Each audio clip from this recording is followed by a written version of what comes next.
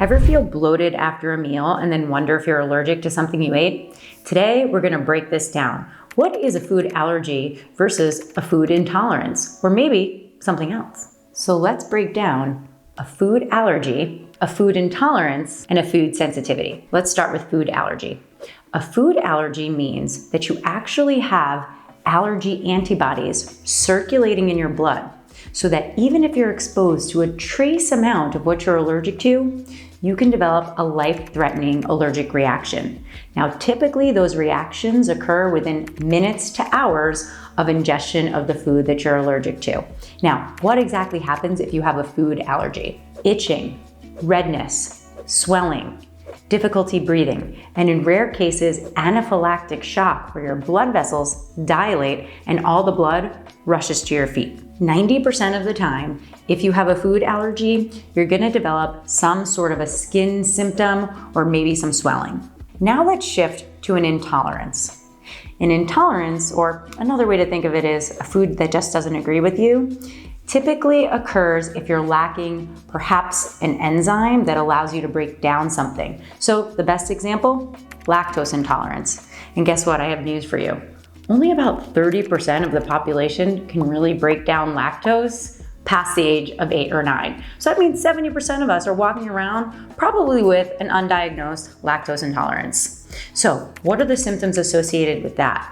Well, this is actually due to lactic acid buildup in your gut. So what happens is you end up with bloating and gas and abdominal pain and discomfort. So it's not an allergy, it's actually that your body is unable to break down certain proteins. Now let's shift to a food sensitivity. This is also an immunologic process, but it's not activating your allergy cells. And typically you won't experience an intolerance if you're just having a trace amount of something. So usually the effect is cumulative, meaning the more you eat of something that your body is sensitive to, the more likely you are to have symptoms.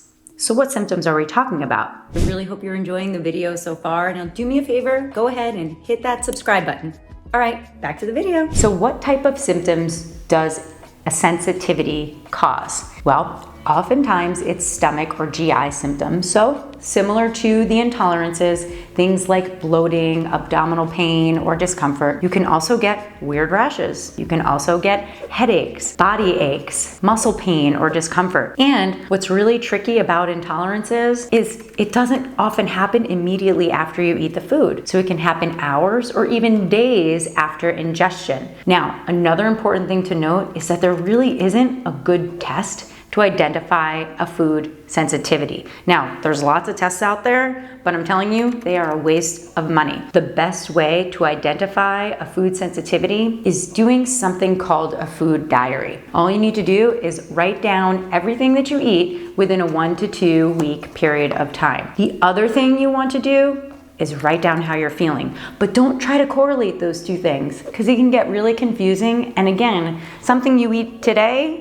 can impact how you're feeling in 2 or 3 days from now. So if you try to figure it out on your own, it's gonna get really confusing. And that's why you really wanna work with a professional who understands food sensitivities to help you decipher and figure all of this out. Once you work with this professional, typically the best thing to do is something called a food elimination diet, where one at a time, you're taking those foods out of your diet for an extended period of time and seeing whether or not you feel better. Comment below if you'd like to learn more information about food sensitivities and how to manage them. To recap, not all discomfort after eating is a food allergy. And more often than not, it's not a food allergy, because remember, allergies typically cause skin symptoms and happen within minutes. Understanding whether or not it's an allergy, an intolerance, or a sensitivity is gonna help you get on the path to feeling your best self and eating what you like to eat. Comment below if you want to learn more about this topic, because it can be complicated. So ask your questions. See you in the next video.